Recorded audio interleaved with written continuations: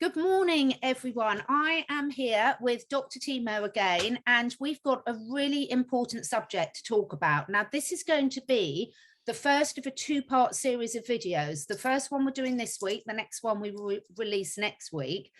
And we'll also be putting this together into a little course for people as well with some extra information, because this is absolutely crucial to every dog and cat owner.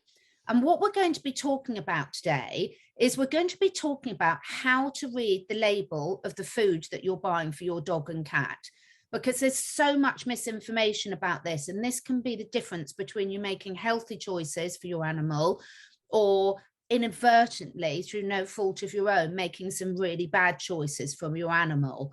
So before we launch into it, Timo, how are you today and why is this so important for you? Hi, yeah, I'm doing fine. So it's super important because the labels are designed, or let's say regulated, by the food producers themselves, right? So they create a framework, and then, of course, there are some professors giving input, but they actually decide what's on it, what's not on it. And what's on it is normally not the problem, but what's not on it is actually very important, because it's built so that some things can be hidden, and it can also mislead you. So I decided to do it with you so we can really show how to read the labels, what to understand from it, what it actually means, and what has to be declared, what not is not declared, and how to understand the quality of the food just by reading the ingredients and the constituents. So that will give you the power to choose the food. Not important which price point, it will let you know what you're buying actually with your money. And if you want to avoid certain things, how to fish them out from the label, from the whole thing, thousands of words, how to just fish them out so you know that what to avoid. This is so important because, you know, I've been an animal parent for more years than I care to admit to. And I still get confused by things, and I still have to call Timo up and sort of say, what about this? What about that? Because marketing can be very, very clever, and it can be used like everything we've been talking about in this world that we're faced with today. Things can be used for the good, or they can be used to mislead. And what's really important is today we're going to be going through some examples, and we're not picking on any particular companies. We just wanted to give some examples of what's on different types of labels and what you should be looking out for. But it is very important that any time we're buying something that's ready-made meal, either for ourselves or for our animals, there's always a cost associated with that, because the companies that are selling these have got to package them, they've got to manufacture them, they've got to transport them, etc., etc., etc., test them. So there's a lot of on cost for those companies. So that's why often there can be some sacrifices between quality and the product, because they've got, you know, everyone wants something for a certain price, and quality costs money. So we'll be talking about that as we go through. So Timo, before, your dog behind you is gorgeous, by the way. That's a lovely, that's a very funny guy. Really cute dog. So I must get my green screen set up because I've got some lovely pictures. But let's get on to the slide set and let's start talking through some details for people. Yeah, let's start. Let me share my screen with you. Let's see shortly. Oop. All right, should be good. Oops. That's a very pretty cat. Yeah, it is. I love it. Yeah. So, yeah, I called it reading and understanding pet food labels because they are not both the same thing. So you can read it, but not understand it at all. So let's start with this one. Please, I wanted to share some images the way you would look at them. It's we can make also very pretty images, but that's not the point of the course. So here you see that there is something called the guaranteed analysis, which means you get what you see on it, right? That's not actually right, because even the guaranteed analysis is true. They have 10% of leeway to go up or down with any of these. So it's guaranteed within that 10%. And that changes a lot, actually, especially if you look at energy. If you get instead of 4,000 calories, yeah, so 3,600 calories. That's a huge difference. But it's okay. So let's start. Sorry, I'm going to ask some questions from the user point of view. So this is a bag of dried food, isn't it? Yeah. What we would often for cats. For cats. Yeah. And as I said, a lot of people expect to be told exactly what's in their animal's bowl. And if we think about how ridiculous that is really, because if you go to a tree and pick an apple, or if you go and catch a rabbit and eat a rabbit, every rabbit is going to have variation in body weight, in constitution, so is every animal. So as soon as we're buying something that's giving us this guaranteed analysis, to me, that would raise alarm bells. So carry on. That is correct. But to credit of this company, they have this note formulated for rotational feeding. Yeah. So that's actually very positive. So they already tell you have to use different flavors or brands to fulfill all the needs. Although this food fulfills all the needs according to the guidelines, right? But the guidelines, as I say, it's not really set on stone because the guidelines are estimation. Nobody can know exactly who needs what in what amount. It's impossible. So they can only just see which animals are getting sick from what deficiency and what excess. But there is no real 100% truth in it, okay? So when we're talking about the guidelines, guys, we're talking about the standards, the industry body standards, which are different in different countries. That is correct. We're going to come on and talk about that in the second of this video series next week. Yeah, for instance, here it is AFCO. So this is the American Institution for the Standardization of Pet Food. And in Europe, that will be FIDIAF. In every country, different places, they have different regulations and they have different guidelines from energy till amount of protein and everything. So now I want to share with you the very first thing I want to talk about is the misleading of percentages. So including Catherine and everyone around me who wants to feed their animals well are always confused about these percentages because the percentages do not tell you what's inside in grams or how much it covers the need of your animal if you don't know the percentage of the moisture inside. So when your vet tells you your dog needs 8% protein, that's just the word. Normally, let's say 18% protein, and you read here it's 32. You might think, but it's double as much, right? But maybe the food that your vet was talking about had 70% water moisture, and this one has just 20. And then suddenly the percentage of protein changes in grams according to what the dog eats because there is less moisture. Does it make sense? Yes, because obviously in nature, we'd be eating whole living things, whether it's a plant, whether it's an animal. And roughly speaking, whether you're a plant or whether you're an animal, you're roughly 70% water. That is correct. Now, like some fruits, of course, they are like 90-95%. Yeah, some are a lot more and things. But, you know, we are a lot of water in terms of any living organism, any living plant. Yeah. Now, of course, when you're packaging foods up to sell them, a lot of people either don't want to pay for moisture or the moisture needs to be removed to keep it from decaying, etc. So if we see on this one, I think I can just about read that it's like 9% moisture. That is correct. So that's obviously very unrepresentative of a diet that an animal would normally eat. That is correct. So if you triple this amount, because if you triple this, you are around 70% water, 65-70%, then you will get to the right amount of protein. In this case, that would be around 11 or 12, right? So that means 3, but because, okay, so let's say I have a glass of water, right? And the glass of water, if it's 200 milliliters of water, and I put one tablet of calcium inside, I have, let's say, 1% calcium. If I double the water, now I have half percent calcium. I have the same amount of calcium. It didn't change. It's just the percentage change. That means the percentage doesn't tell you anything of how much you are getting what. You have to calculate it according to the moisture. And for that, you have to know the needs of your animal. So if you have to understand what your dog needs. Your dog doesn't need 11% protein. It needs certain amount of protein. And if you know that, you can choose your food accordingly, or you can change the amount accordingly. But we will come back to the protein-fat ratio again, because that has a huge impact on it. So it doesn't look very sophisticated. I'm sorry for that. But so it's actually actual needs versus percentages on the labels. So I want to show you here what actually a dog or cat needs according to their body weight instead of percentages you read, right? A dog for 1 kilogram body weight needs around 6 grams of protein.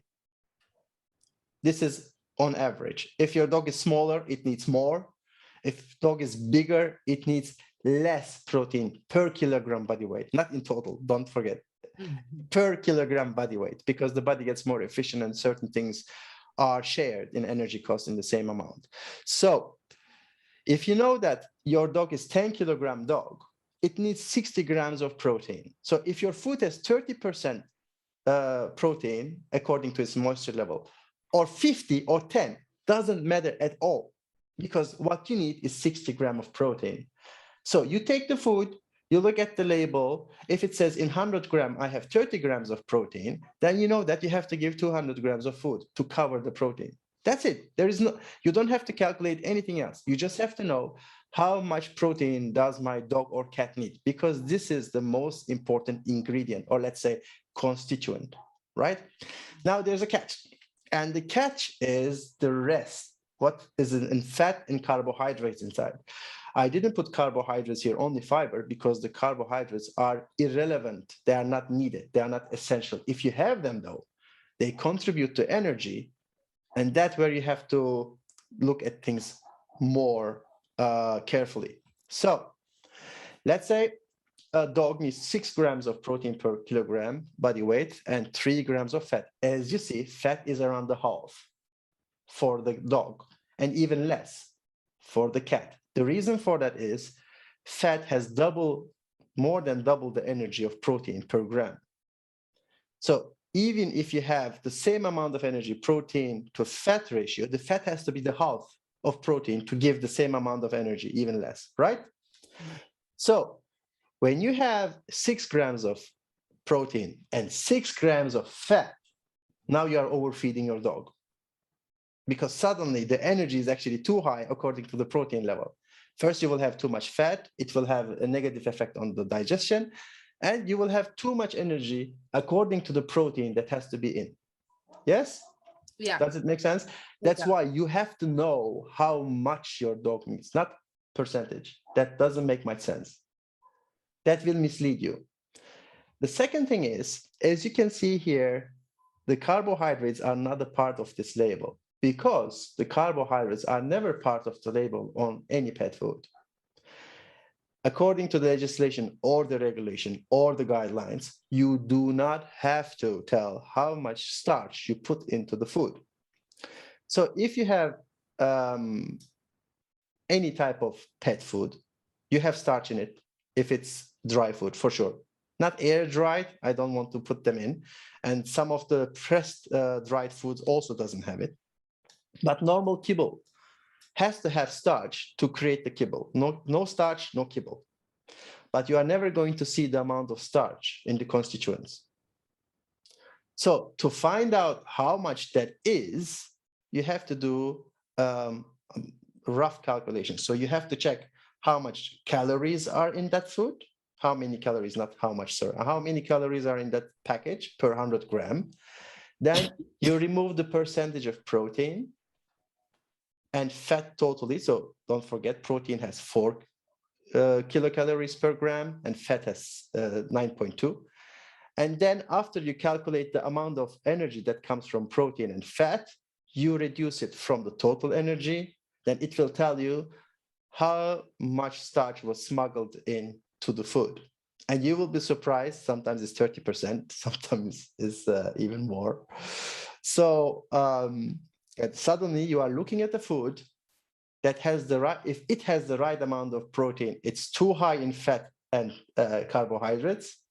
And if you give it according to the calories, then it has too much fat and carbohydrates, but not enough protein because it's reduced according to the calories.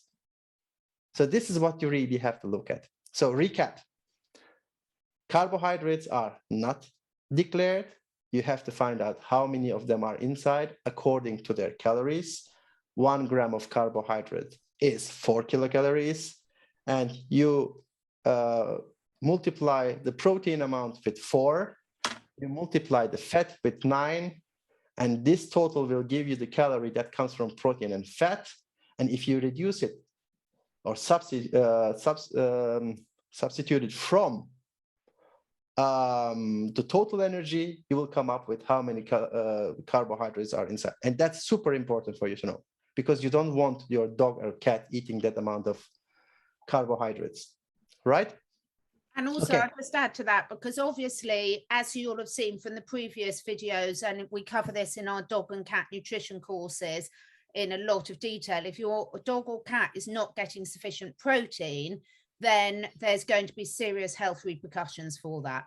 So that is correct. So let's make a rough calculation here. The crude protein is 32% on this picture, and the crude fat is 17. This is actually quite a good ratio for cat. Not bad at all. Not perfect, but very close to.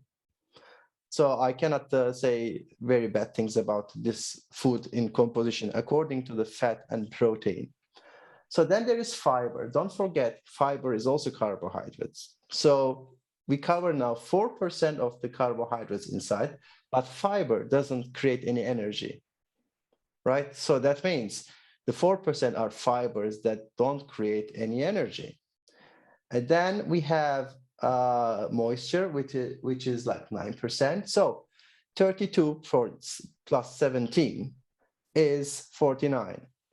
Plus 4 is 53. Plus 9 is 62.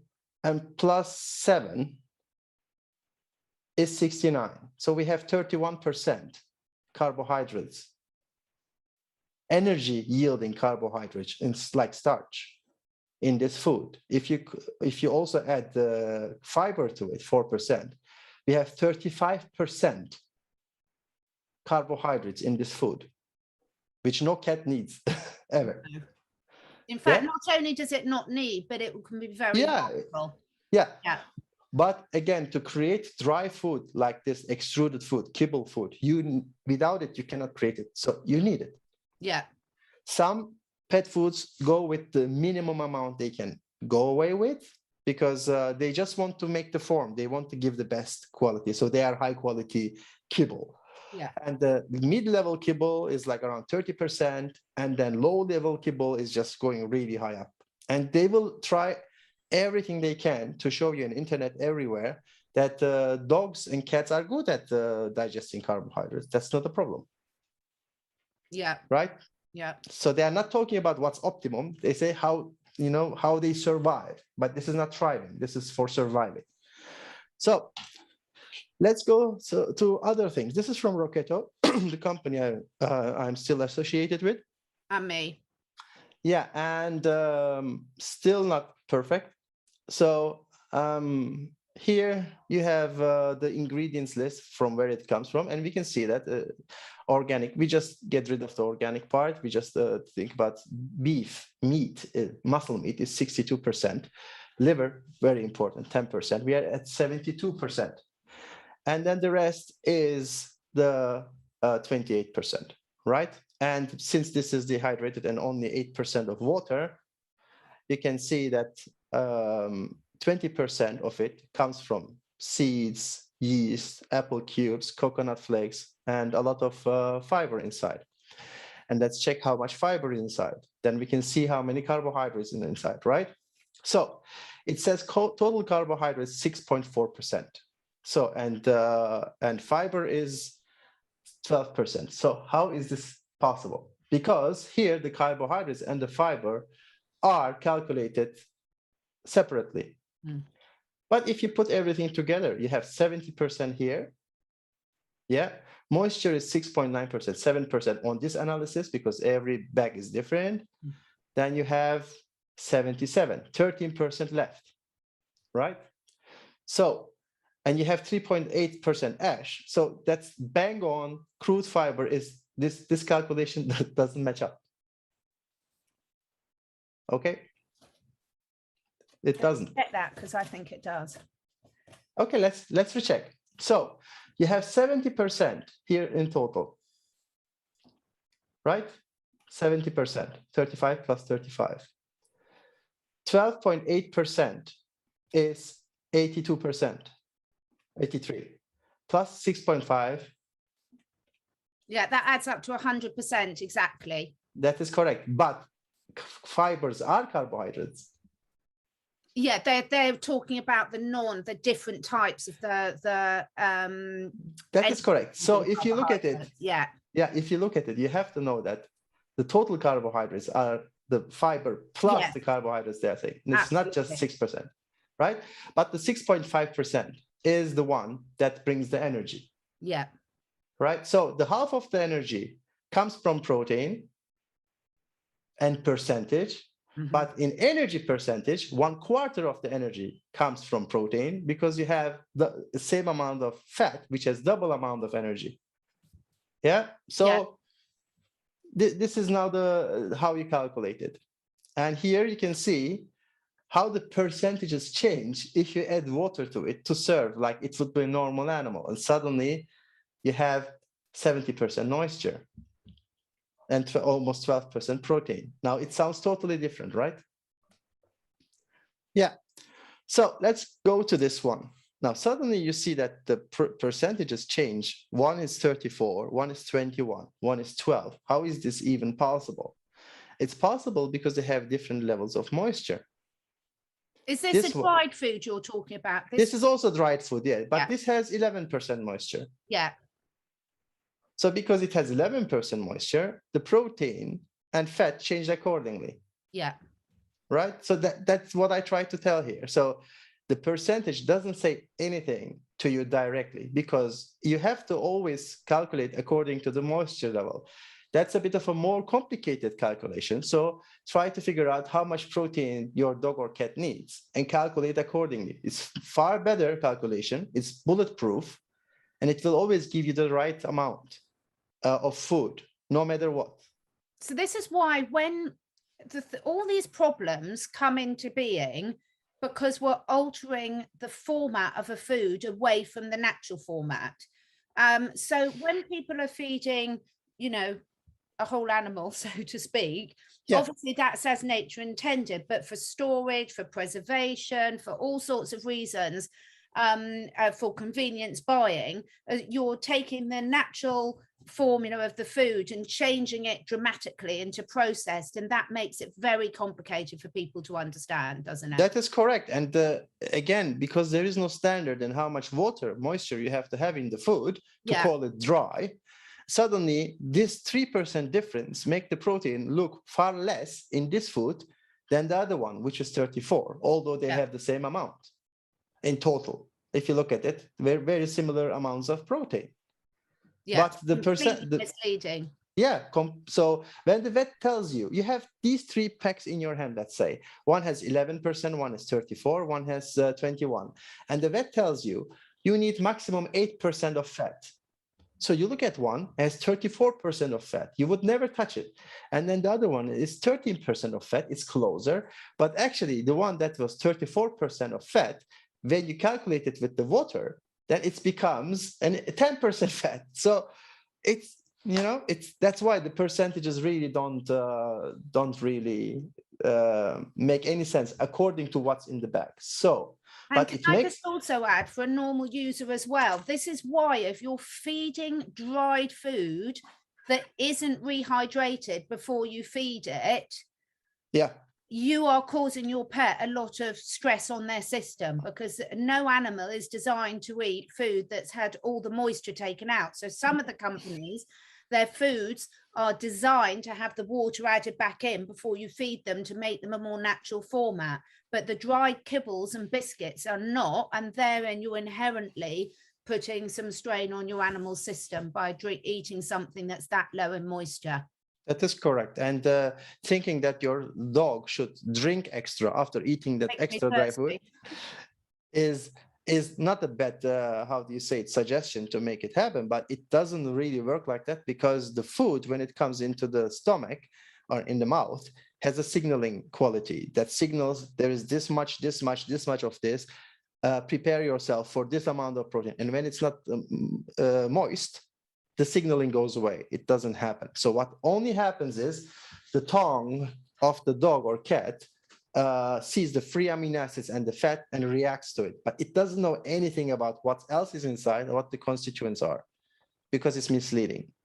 And it Right? can also be dangerous for dogs in particular to drink large quantities of water after eating a dry food, because then the food can swell in the stomach and cause Yeah. issues. Yeah, and it also swells in the colon. That Yeah. means it swells so much in the colon, especially for big dogs. You can check like Great Danes, although they're not from Denmark, but let's say.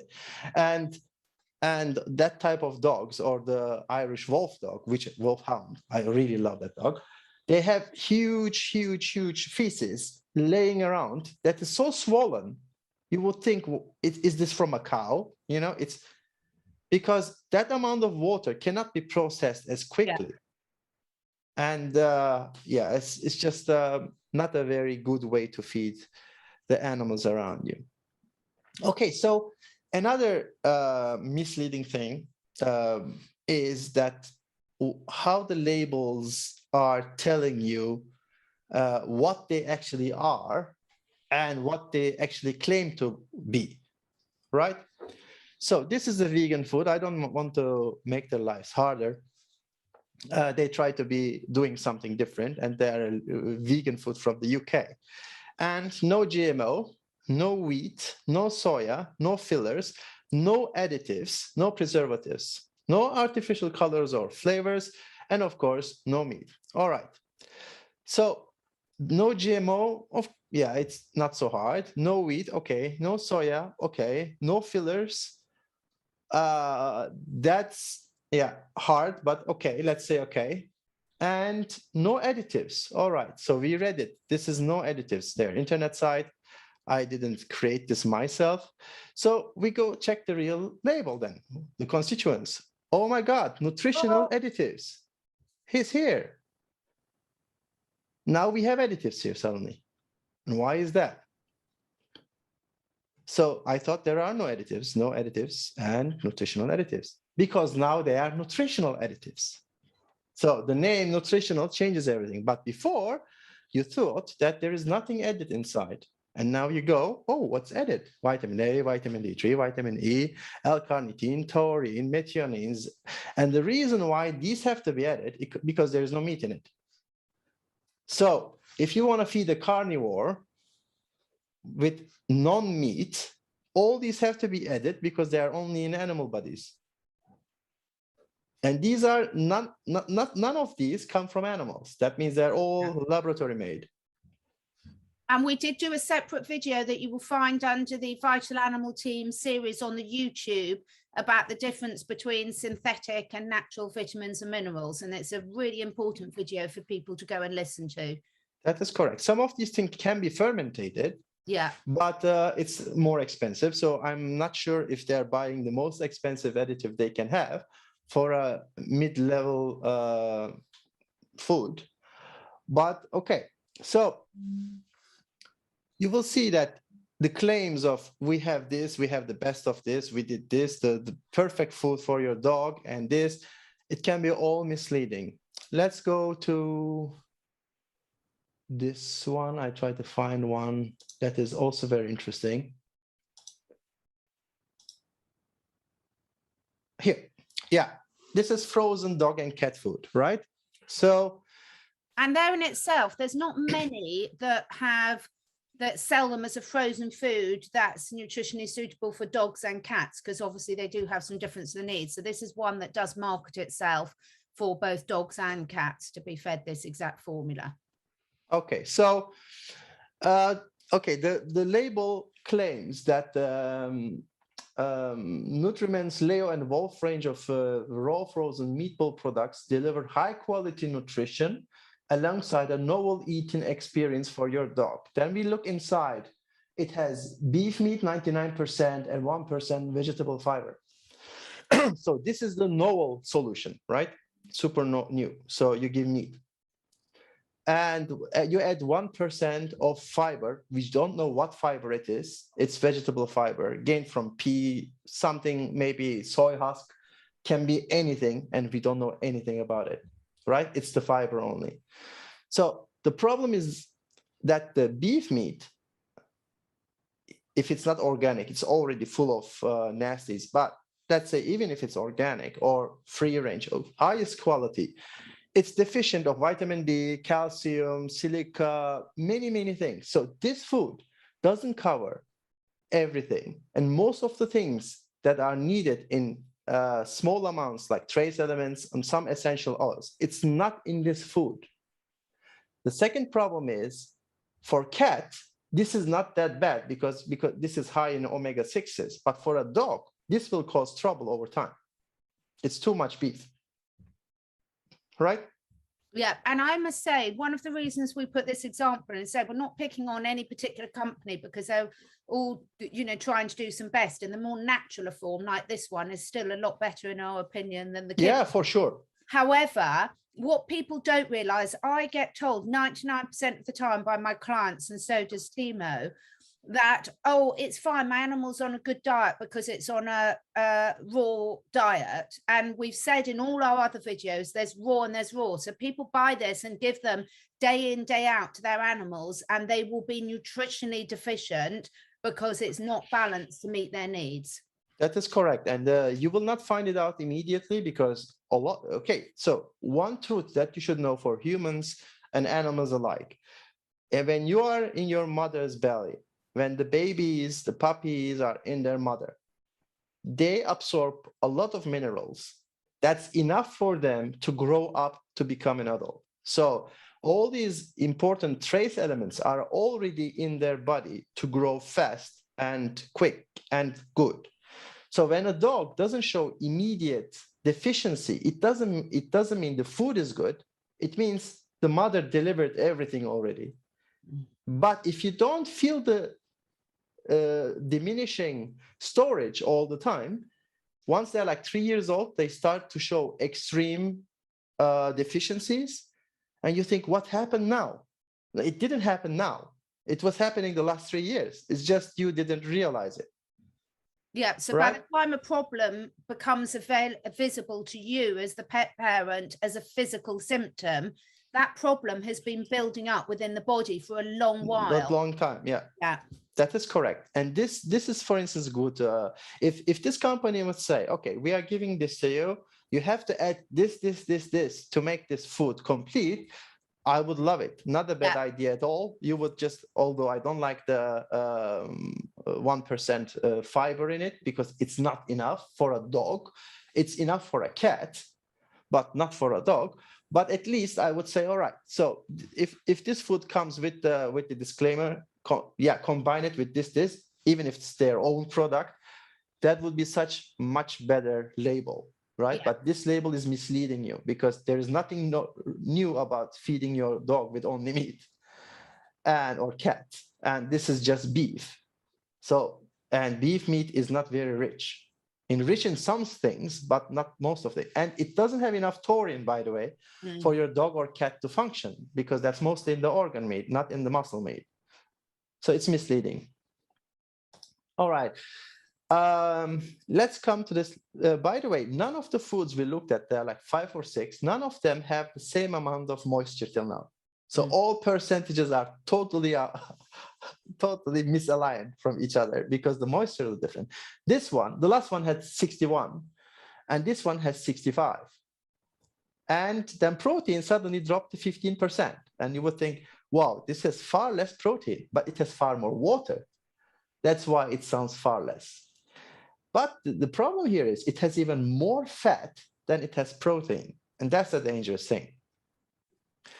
And the funny thing is, normally, lamb is a lean meat. So how come raw lamb has so much fat in it? It has to come from somewhere. And where is that? we have to check, oh, Scottish salmon oil.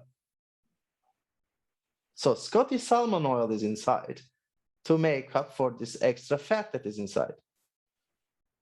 Because the lamb has a typical fat amount between 5 and 7% of its body weight and a very similar moisture level. But of course, it will depend on how that lamb's been raised, because the more intensively they're farmed, unfortunately, the higher the fat ratio. That is correct, but you would never reach the same protein and fat. It's impossible. That means the lamb couldn't move at all. It just has to be a fat ball. Or they're using the parts of the meat that are fatty, like the that are fatty, and they're taking some of the good quality lamb perhaps to go into the human meat source. But that is correct. It's a very unnaturally balanced, particularly since it's mixed with chicken. So it's virtually half lamb and half chicken, which equally shouldn't be high in fat. Look, a woman that is functional has around 18% body fat, right? And but that doesn't mean that that all this fat would be eaten by the animal if they eat something. So when they hunt an animal, they are not eating anything fatty first. What they want to have is the highest quality protein and minerals and vitamins. It's the heart, it's the liver, right? It's the kidney, it's the how do you say it? Oh, my English is getting worse.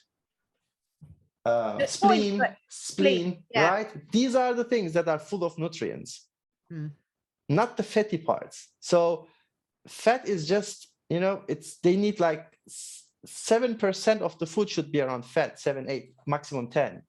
But that's about it at 65% moisture, that is. Right? Again, we go back always to the grams, That's why don't let people mislead you when they say, oh, your dog has pancreatitis, you cannot have more than 8% fat in your food. According to what moisture? So what's the percentage of what? That's a huge thing. So find out what your vet is telling you. Ask them to tell you in grams. And if they have trouble with telling you in grams, they don't know their game. So go to another vet.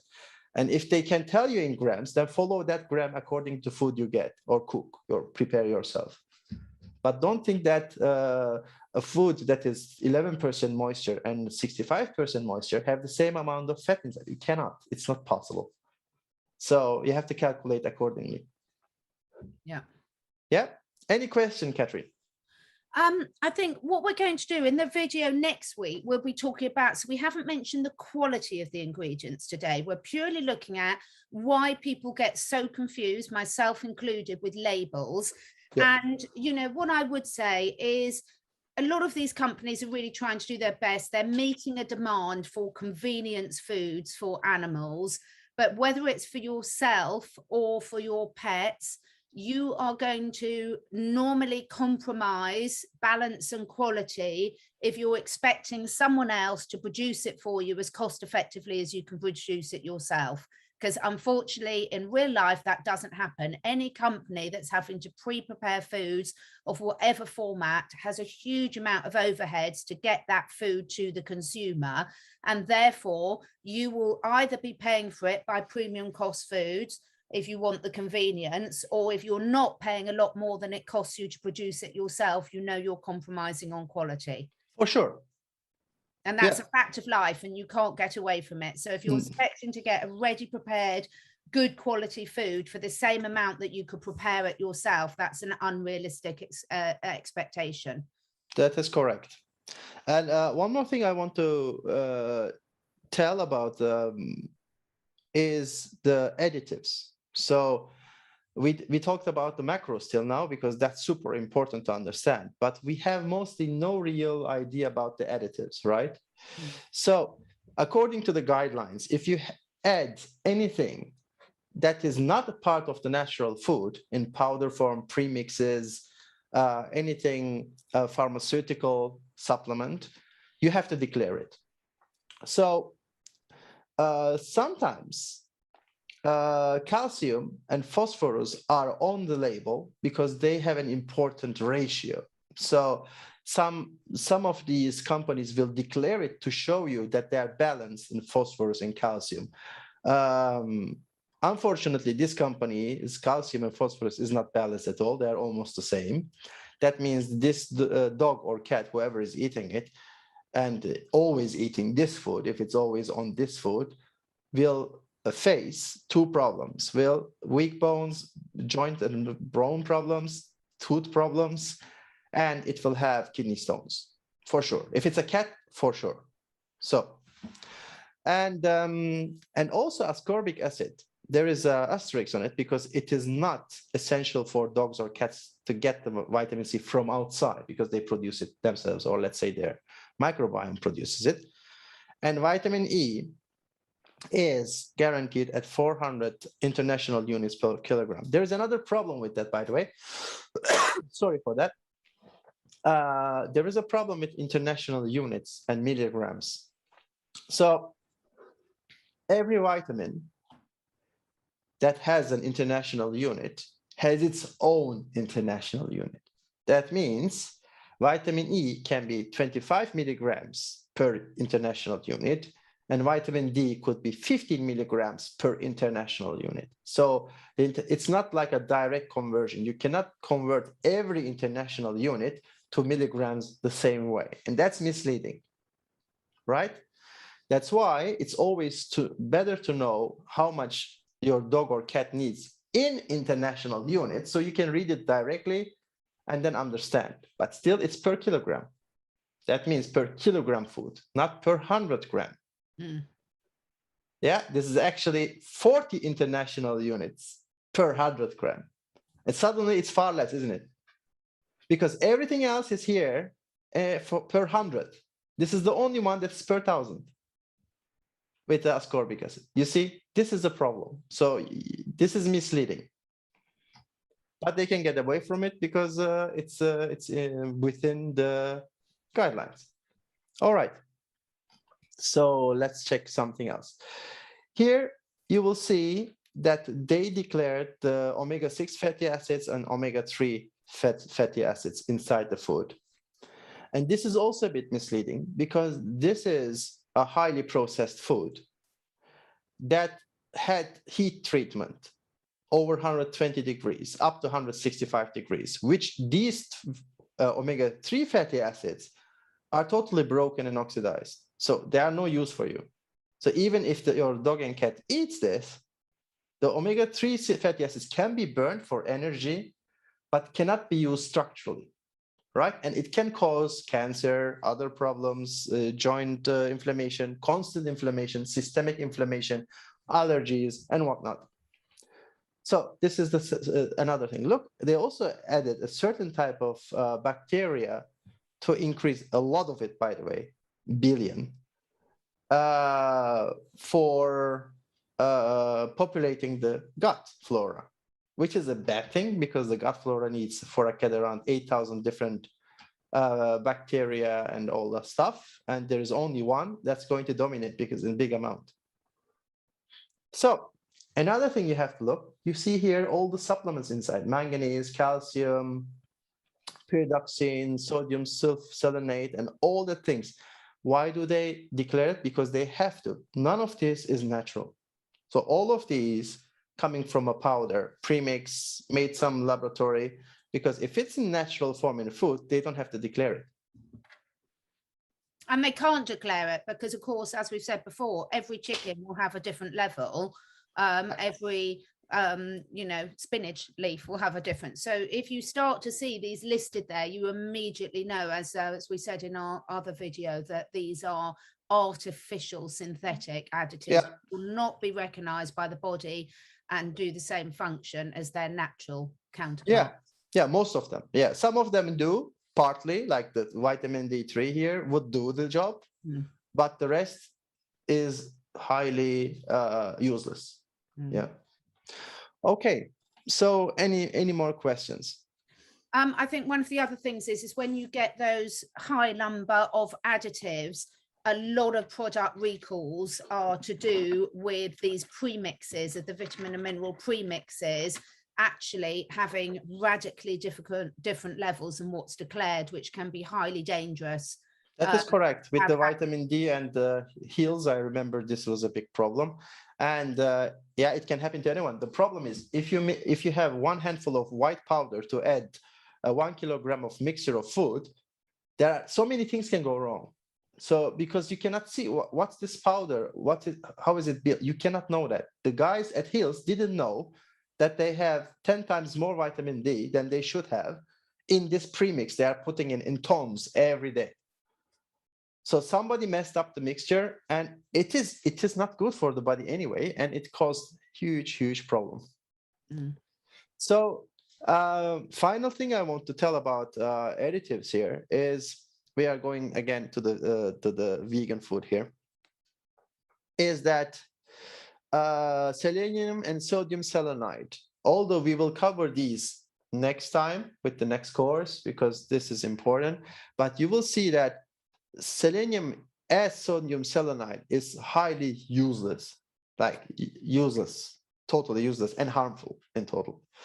If you look at the disadvantages, they have more disadvantages than advantages. And you see that this food tells you that they are organic or they are vegan, super friendly to the planet and super good and everything. Then they use sodium selenite as something that will harm your animal's body instead of giving it in a natural form. But because they want to feed vegan, and by the way, don't misunderstand me, Catherine and I, we are both vegan. So it's not like we are bashing vegan lifestyle or something. But a dog is not, or a cat is not. So if you want to feed them, you have to add all these things that are not natural into their healthy food. And it's a big problem. Brilliant. So if you'd like to not share your screen, Timo, and I will just finish off by showing people where they can find more information. Yeah. So we've gone through the first in the series of how to read the labels, and I'm not surprised if some of you are thinking, my goodness, this is even more confusing than I thought originally, and that is a reality of the situation. So what I do want to draw your attention to is nature always knows best. So if you go to the website catherineedwardsacademy.com and scroll down, you will find 2 of the courses, more coming soon, that Timo and I have put together. An introduction to home prepared raw and cooked food for your cats, and a same one for your dogs. Now, really, the titles, we probably ought to redo the titles, because not only do these tell you all you need to know for what you're looking out for, whether you're making your own food yourself or whether you're buying in another one, but they also give a good do and don't list of recipes, and also tell you how to home prepare yourself for maximum control and safety and balance.